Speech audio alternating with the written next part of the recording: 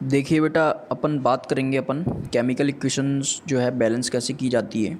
और इससे पहले के वीडियो लेक्चर में अपन यहाँ तक डिस्कस कर चुके थे कि बैलेंस्ड केमिकल इक्वेशन ही पढ़ रहे थे एक्चुअली। तो लेक्चर काफ़ी लंबा हो रहा था, इसीलिए अपन ने उसको रोक दिया था वहीं। तो देखेंगे in this video lecture upon step by step इसके जो स्टेप्स होते हैं तो अच्छे से समझ लेंगे कैसे क्या अपन किस केमिकल इक्वेशन को कैसे बैलेंस्ड करते हैं। ठीक है, तो बहुत ही ज़्यादा इम्पोर्टेंट है और बहुत ज़्यादा पूछा जाता है इसका सवाल, और बहुत ज़्यादा इम्पोर्टेंट है आपके एग्ज़ाम पॉइंट ऑफ व्यू से, और जानना बहुत ही ज़रूरी है।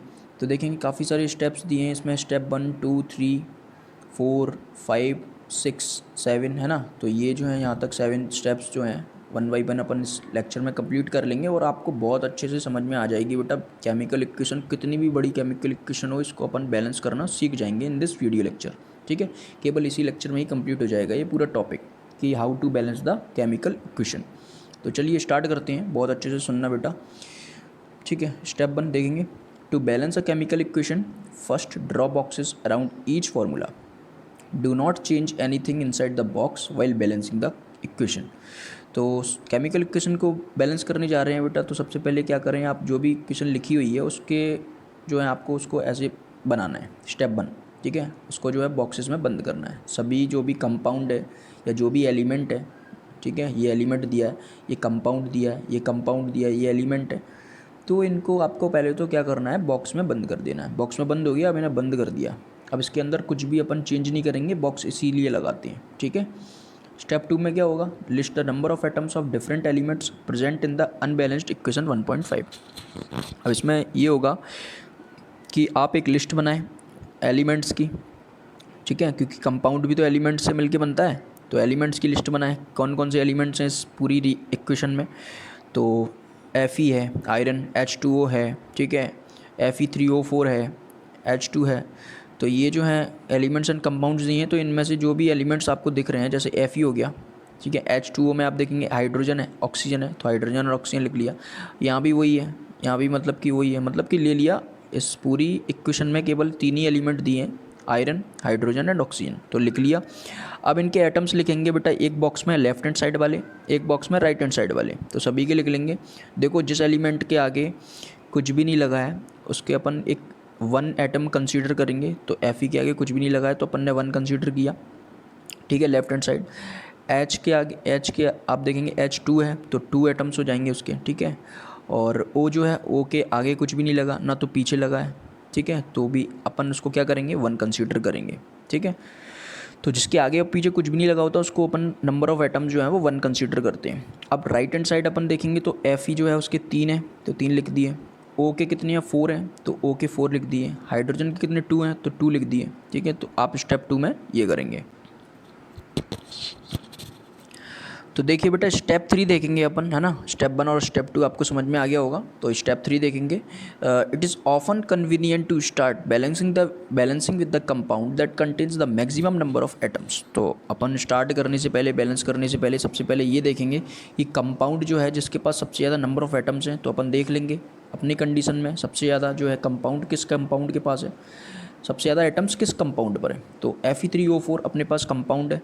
ठीक है, तो इसके पास जब सबसे ज़्यादा नंबर ऑफ़ एटम्स हैं, और ये जो है प्रोडक्ट है। ठीक है, आपको मैं बता चुका हूँ कि राइट हैंड साइड वाले जो है वो प्रोडक्ट होता है और लेफ्ट हैंड साइड वाला जो है वो रिएक्टेंट होता है। ठीक है, तो यू नो वेरी वेल। तो देखेंगे कहाँ थे यार, ज़्यादा ऊपर चले गए, नीचे देखेंगे। इट में बी रिएक्टेंट और प्रोडक्ट, तो ये रिएक्टेंट हो सकता है या प्रोडक्ट हो सकता है, तो अपनी कंडीशन में तो वो प्रोडक्ट है। इन दैट कंपाउंड, अब उस कंपाउंड में select the element which is the maximum number of atoms. अब उस कंपाउंड में आप ये देखेंगे कि सबसे ज़्यादा नंबर ऑफ एटम्स किसके पास हैं, तो ऑक्सीजन जो है उसके पास सबसे ज़्यादा नंबर ऑफ एटम्स हैं। तो यूजिंग दिस क्राइटेरिया वी फ्लैक्ट Fe3O4, अपन ने Fe3O4 ले लिया, एलिमेंट जो है उसमें ऑक्सीजन सबसे ज़्यादा उसके पास एटम है, तो there are 4 oxygen atoms on the right hand side and only 1 on the left hand side. अब उस ऑक्सीजन वाले एलिमेंट को कंपेयर करेंगे दोनों साइड, तो राइट हैंड साइड तो 4 है और लेफ्ट हैंड साइड आप देखेंगे 1 है। ठीक है, तो इसको पहले बैलेंस करते हैं। तो आप लिखेंगे एटम्स ऑफ ऑक्सीजन, ऐसी एक कॉलम बनाएंगे, ठीक है। इनिशियल स्टार्टिंग में रिएक्टेंट में आप देखेंगे 1 था और प्रोडक्ट में 4 है, ठीक है। अब क्या करेंगे, प्रोडक्ट में ओवरऑल 4 हो गया, तो इसमें क्या करेंगे 4 का मल्टीप्लाई कर देंगे तो ये बैलेंस हो गया, ठीक है। तो अब कैसे करेंगे, to equalize the number of atoms it must be remembered that we can not alter the formula of the compounds और elements involve in the reactions. अब आप क्या कर रहे हैं, नंबर ऑफ एटम्स को इक्वलाइज तो कर रहे हैं, लेकिन ये बात याद रहे कि आप फॉर्मूला चेंज नहीं कर सकते। आप 4 जो है आपने 4 से मल्टीप्लाई कर दिया, 4 एटम्स दे दिए, उसको बना दिया, लेकिन ऐसा नहीं है कि आप H2O4 ऐसे करके लिख दें, आप फॉर्मूला ही चेंज कर दें, ऐसा नहीं हो सकता। It can not be possible. For example, to balance oxygen atoms we cannot put coefficient 4 as 4H2O and not H2O4 और H2O4, ऐसे नहीं कर सकते। देखो या तो ऐसे कर सकते हैं ना ऐसे कर सकते हैं, ओके। आपको तभी तो बताया गया था स्टेप 1 में ही कि पहले सबसे पहले पूरी इक्वेशन को, पूरे सभी एलिमेंट्स कंपाउंड्स को बॉक्स में बंद कर दो। अब जो भी चेंजेस होंगे वो बॉक्स के आउटसाइड ही होंगे, बॉक्स के अंदर आप कुछ भी नहीं कर सकते हो, ठीक है, वो बंद हो चुके हैं। तो जो भी आपको कोएफिशिएंट लगाना है आपको बाहर ही लगाना पड़ेगा, ठीक है। तो 4 आपने वहाँ पे लगा दिया, ठीक है। Now partly balanced equation becomes, तो आपकी ऐसी इक्वेशन हो जाएगी। 4 आपका बाहर लग गया, क्योंकि 4 जो है O के लिए भी काम कर रहा है और H के लिए भी काम कर रहा है, इससे कोई मतलब नहीं है, लेकिन आप लगाएंगे भारी, ठीक है। तो आपने ऑक्सीजन को बैलेंस कर दिया। अब स्टेप 4 में देखेंगे Fe and H are atoms are still not balanced. अब बचे 3 एटम, 2 एटम्स, आयरन और हाइड्रोजन। तो pick any of these elements to proceed further, इनमें से कोई एक ले लें। लेट अस बैलेंस हाइड्रोजन, तो चलो अपन ने हाइड्रोजन ले लिया in the partly balanced equation. और to equalize the number of H atoms make the number of molecules of hydrogen as 4 on the right hand side. तो देखेंगे अपन क्या है कि इस पूरी इक्वेशन में एटम्स ऑफ हाइड्रोजन लिखा, इनिशियल पोजीशन में आप देखेंगे यहाँ पर कितने एटम्स हो रहे हैं 4, H2 तो थे ही, लेकिन अब 2 का मल्टीप्लाई होगा तो कितने हो जाएंगे 4 2 जा 8, 2 4 जा 8 होता है, तो रिएक्टेंट में 8 हो गए, ठीक है, यहाँ पे 8 हो गए। और प्रोडक्ट में आप देखेंगे 2 ही है, तो यू विल मल्टीप्लाई क्या करेंगे 2 का मल्टीप्लाई 4 से कर देंगे, तो ये भी क्या हो जाएगा 8 हो जाएगा, तो ये भी बैलेंस हो गया हाइड्रोजन। तो इक्वेशन आपकी कैसी बन के आएगी, ठीक है, आपकी इक्वेशन जो होगी वो ऐसी होगी, ठीक है। Fe 4H2O, Fe3O4 4H2, ठीक है। तो 4 2 जा 8 ये भी हो गया और यहाँ पर भी 8 हो गया, ठीक है। अब देखेंगे अभी भी ये बैलेंस नहीं है, देखेंगे स्टेप 5 में। फिर examine the above equation and pick up the third element which is not balanced. You find that only one element is left to be balanced, that is iron. तो आयरन आपके पास बचा केवल, तो आयरन का भी लिख लेंगे, ऐसा कॉलम बनाएंगे। सभी का कॉलम्स बनाते हैं बेटा, 1 by 1 सभी एलिमेंट्स को लेते हैं और सभी को बैलेंस करते हैं। तो आयरन का अपन ने कॉलम बनाया। इनिशियल पीरियड में आप देखेंगे रिएक्टेंट्स में आयरन जो है 1 है और प्रोडक्ट्स में देखेंगे 3 हैं। तो आप फॉर्मूला में देख सकते हैं Fe दिया गया है, ठीक है, ये रहा 1 ही है इसके पास अभी, और इसमें देखेंगे रिएक्टेंट में 3 है, तो इसको बैलेंस करने की ज़रूरत है। तो देखेंगे you find that only one element is left to be balanced.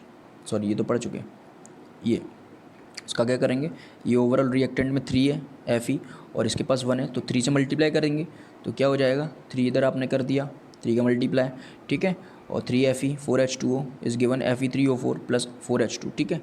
तो to equalize Fe we take 3 atoms of Fe on the left hand side, अपन ने ले लिया ये। अब स्टेप 6 में क्या करेंगे, finally to check the correctness of the balanced equation we count atoms of each element on both sides of the equation. अब काउंट करेंगे 3 Fe 4H2O Fe3O4 4H2। तो the number of atoms of elements on both sides of equation 1.9 are equal, सभी equal हैं, easily आप देख लेना, count कर लेना 3 Fe 3 Fe 3 Fe, है ना। अब H2 8H hydrogen atom 8 hydrogen atom, oxygen 4, यहाँ भी ऑक्सीजन 4, ठीक है। तो ये बैलेंस हो गई बेटा। तो ऐसे ही अपन ने किया। आप अच्छे से देखेंगे वीडियो लेक्चर को तो ईजिली समझ में आ जाएगा, कितनी भी बड़ी इक्वेशन हो ईजिली आप उसको बैलेंस कर पाएंगे इस प्रोसेस से, इस स्टेप से आप easily you can balance the chemical equation, कितनी भी बड़ी हो। देखेंगे this method of balancing chemical equation is called hit and trial method, as we make trials to balance the equation by using the smallest whole number coefficient. तो अपन इस method को क्या बोलते हैं, बैलेंस किसी केमिकल इक्वेशन को कर रहे हो तो इस मेथड को जो बोलेंगे आप हिट एंड ट्रायल मेथड बोलेंगे, क्योंकि अपन इक्वेशन को बैलेंस कर रहे हैं, वो भी स्मॉलेस्ट होल नंबर कोएफिशिएंट से छोटा स्मॉलेस्ट होल नंबर, छोटे से छोटा होल नंबर अपन कोएफिशिएंट आगे लगाते हैं जिससे कि आपकी बैलेंस हो जाए इक्वेशन, ठीक है। क्योंकि होल नंबर इसी तो लगा रहे हैं, माइनस तो लगते नहीं है। इंटीजर्स क्या होते हैं? माइनस नंबर्स होते हैं। आप we can not use integers, अपन होल नंबर ही यूज करेंगे, है ना, पॉजिटिव में ही यूज करेंगे, माइनस नहीं लगता है इक्वेशन को बैलेंस करने के लिए। ओके, तो छोटे से छोटा लगाने की कोशिश करते हैं जिससे कि बैलेंस हो जाए आपकी केमिकल इक्वेशन। तो ये देखो लगा दिया आपने, तो स्टेप बाय स्टेप काफ़ी अच्छे से समझ में आ गया। अगर ऐसे कुछ अपन समझते तो नहीं समझ पाते, काफ़ी वैसा हो जाता है, लेकिन स्टेप बाय स्टेप अगर अपन देखेंगे तो बहुत ईजी होता है। अब स्टेप 7 है जो कि लास्ट है, writing symbols of physical states. तो ये एक्स्ट्रा में दिया गया इन एडिशन है। वैसे तो आपकी केमिकल इक्वेशन यही बैलेंस हो गई है, लेकिन आप देखेंगे सिंबल्स, आप देखते हैं सिंबल्स फिजिकल स्टेट्स उसकी लिखना। तो फिजिकल स्टेट आप जानते हैं सॉलिड, लिक्विड एंड गैस होती है, ठीक है। तो इन द प्रीवियस क्लासेस अपन पढ़ चुके हैं। Carefully examine the above balanced equation 1.9। Does this equation tell us anything about the physical state of each reactant and product? क्या इसमें रिएक्टेंट एंड प्रोडक्ट में जो भी एलिमेंट्स या प्रोडक्ट वो दिए हैं कंपाउंड, उसकी फिजिकल स्टेट लिखी है क्या? नहीं लिखी है। तो no information has been given in this equation about their physical states. तो देखेंगे to make a chemical equation more informative the physical states of the reactants and products are mentioned along with their chemical formula. तो अपन chemical formula के द्वारा जो और इनके जो केमिकल फार्मूला दिए गए हैं, तो इनके आप क्या लिखेंगे? फिजिकल स्टेट्स लिखेंगे, जैसे कि गैसियस स्टेट हो गया, लिक्विड हो गया, एक्वस हो गया, सॉलिड स्टेट्स हो गया। Of reactants and products are represented by the notations GLAQS। तो गैसियस को G से करते हैं, ठीक है, G से करते हैं, लिक्विड को L से करते हैं, एक्वस को AQ से करते हैं, सॉलिड को S से करते हैं रिस्पेक्टिवली, ठीक है। द वर्ड एक्वस, अब गैसियस, गैस, लिक्विड, सॉलिड तो आपने सुना होगा, लेकिन एक्वस कब यूज करेंगे? एक्वस जब लिखेंगे अपन फिजिकल स्टेट तब लिखेंगे जब आपका रिएक्टेंट और प्रोडक्ट जो है present as a solution in water. जब कोई भी आपका रिएक्टेंट या प्रोडक्ट में कुछ भी कंपाउंड है या फिर कोई एलिमेंट, तो वो सॉल्यूशन होगा उसका वाटर के अंदर, वो घुला होगा, तो अपन एक्वस लिखेंगे। तो अगर आप बैलेंस्ड इक्वेशन 1.9 की स्टेट्स लिखेंगे तो Fe जो है सॉलिड है, आयरन, H2O गैस है, वैसे तो वो लिक्विड होता है लेकिन यहाँ गैस की फॉर्म में है क्योंकि वो स्टीम है, भाप के रूप में ले रहे हैं। और Fe3O4 सॉलिड है, और H2 जो है वो गैस होती है, हाइड्रोजन गैस बेटा। तो आप ये अपने सिंबल्स भी लिख दिए। तो note that symbol G is used with H2O to indicate that in this reaction water is used in the form of steam. तो जैसे मैंने बताया, आयरन से जो है भाप के रूप में जो आपकी गैसियस फॉर्म में जो होती है पानी होता है ना, स्टीम फॉर्म में, तो वो जो है उससे ही तो जंग लगती है, कोरोड होता है वो, ठीक है। तो usually physical states are not included in a chemical equation unless it is necessary to specify them. तो बेटा मैंने बताया कि केमिकल इक्वेशन तो वहीं सॉल्व हो गई थी, पूरी बैलेंस हो गई थी, लेकिन ये तो जब भी अपन लिखते हैं इसकी स्टेट्स, है ना, एलिमेंट्स की या कंपाउंड की, जब ये नेसेसरी है, जब ज़रूरत है, उनको बताया, पूछ रहे हैं वो, तभी आप लिखेंगे, अदरवाइज़ नहीं। तो sometimes the reaction conditions such as temperature, pressure, catalyst etcetera for the reaction is are indicated above and और below the arrow in the equation for example. तो आप देखेंगे कुछ ऐसी कंडीशंस भी हैं जो कि लिखी जाती हैं, जैसे टेम्परेचर हो गया, प्रेशर हो गया, कैटलिस्ट हो गया, ये सब भी लिखे जाते हैं एरो के नीचे और ऊपर। तो ये भी लिखना ज़रूरी है, जैसे कि इसमें लिखा गया 340 ATM प्रेशर। अब ये जो है फोटोसिंथेसिस की प्रोसेस है जिसमें सनलाइट यूज होती है, क्लोरोफिल यूज होता है, ठीक है। तो using this steps can you balance equation 1.2 given in the next text earlier. तो 1.2 इक्वेशन जो है आप इसको देखते हुए, समझते हुए सॉल्व कर सकते हैं, बैलेंस कर सकते हैं, ठीक है। तो होप सो आपको वीडियो लेक्चर पसंद आया होगा, समझ में आया होगा। तो this is the end of this video lecture बेटा। और अगर आपको वीडियो लेक्चर अच्छा लगता है तो लाइक, शेयर एंड सब्सक्राइब ज़रूर करें, ओके। एंड फीडबैक ज़रूर दें, कमेंट ज़रूर करें बेटा, तो इससे पता चलता है कि वीडियो लेक्चर कैसा बनता है। एंड मिलते हैं in the next video lecture. Till then good bye, take care and thank you.